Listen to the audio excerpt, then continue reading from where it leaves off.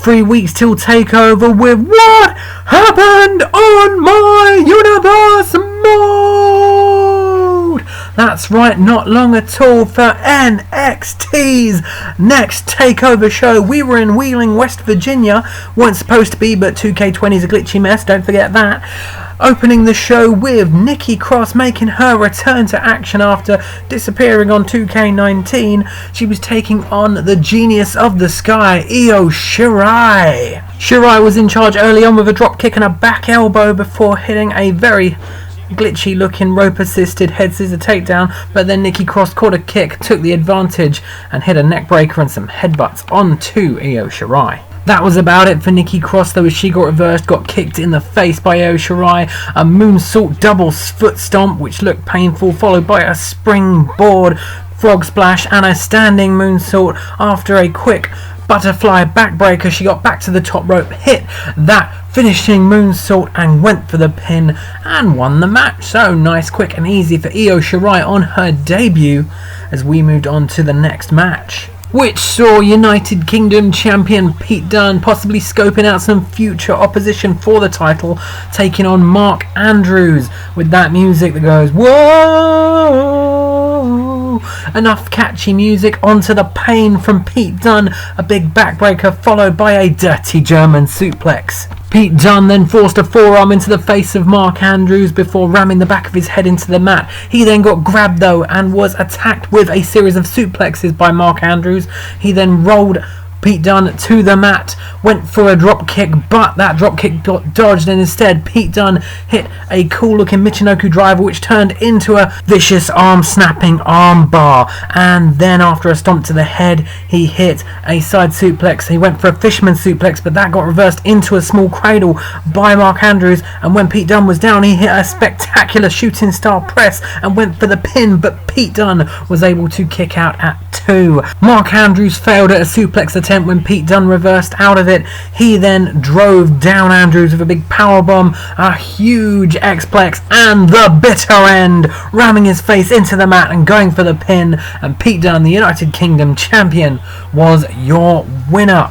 After the match, Pete Dunn celebrated his victory while Mark Andrews looked a bit down and walked off shaking his head.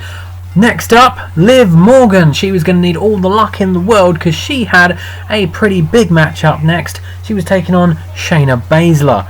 Unsurprisingly, it was the Queen of Spades that was opening the offense, first with a takedown, then hitting a rather vicious combo on Liv Morgan. She lifted her up for a sidewalk slam, kicked her in the face, and then hit her with a big stalling suplex. Like a predator playing with her food, Shayna Baszler was not done, hitting a jawbreaker on Liv Morgan and then a dirty German suplex. She flipped over Morgan, ready for some knees to the head, including one really big one at the end. There didn't seem to be an end in sight of the suffering for Liv Morgan after a superplex, but then came the signature gut-wrench suplexes, followed by the Kirifuda driver, and that allowed Liv Morgan to finally end the suffering by being able to give a sweet, sweet submission victory to Shayna Baszler. Baszler celebrated and we took a break from the action as Peyton Royce felt like continuing what feels like the longest feud of my life, as she called out Nia Jax to air some more grievances out with her. And of course, Nia Jax made her way to the ring in response. Jax grabbed her microphone and said she was here to make a statement and that Peyton Royce was just the superstar that needed to hear it. Royce then took the piss for a bit, which caused Nia Jax to warn her that if she kept pushing her, she will push back. Nia Jax continued, hoping that Stephanie McMahon would grant her another match with Peyton Royce. Royce claimed that Jax hadn't earned the right to take her on in a match once again, but Jax retorted by saying that she had to beat her and had to do it for the WWE Universe. Peyton Royce then dropped the mic and smacked her in the face. Royce threw Nia Jax into the corner and gave her a drop kick to the back. She also tried to charge at her again, but this time got reversed. Nia Jax tossed her across the ring, but then had her charge reversed.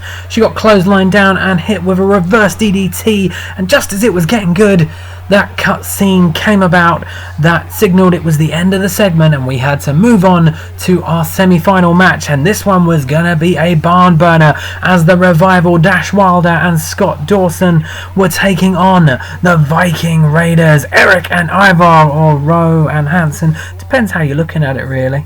Ivar and Dash Wilder started the match, and Ivar started off the stronger, hitting a huge knee to the head, but he then got caught laughing by Wilder, who followed up with a couple of suplexes and snake eyes on the top rope in the corner. He then got reversed with a bit of power from Ivar. He grabbed Wilder for a pump handle suplex, then tagged into Eric, and we got some very stiff looking double teamness. He hit a big spine buster and then a rest hold, and that rest hold was a mistake because it allowed Dash Wilder to reverse out, get an advantage once again, and hit a float over neckbreaker. Dash Wilder threw Eric into the corner, gave him a couple of shoulder charges and then a big thud to the back. He threw him into the corner once more, possibly to do some double teamness, but he couldn't because he got kicked away by Eric, who then hit a huge belly to belly suplex and a confessional. Following those high impact maneuvers, both men went to their respective corners to make a tag, and first to run in and hit a move was Scott Dawson, who hit a DDT on Ivar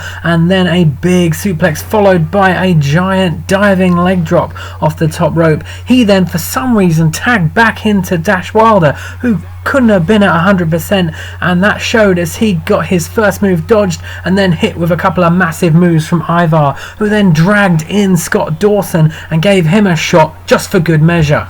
Ivar hit Dash Wilder with a Tiger Bomb and a spin kick before tagging in for some more snug double teamness. Eric hit Wilder with a gut wrench powerbomb and a huge exploder before giving him a nasty knee to the head. He tagged in for some final double teamness, and that was enough to give the Viking Raiders the win and possibly put them in line for a tag team title shot at Takeover. On to the main event, which saw Aleister Black. He was due to take on NXT champion Samoa Joe, and Joe couldn't wait. He came and joined Aleister Black during his entrance and gave him a bit of a kick-in. Joe dropped Black with a Samoan drop on the ramp, hit a clothesline on the outside and a snap suplex, then rolled Black into the ring. After hitting a headbutt, he got reversed. Black was able to hit his Assy moonsault, one of his cool knee combos, and the kitchen sink before going to the top rope and hitting an awesome looking moonsault. By now, Samoa Joe had had enough and reversed back into offense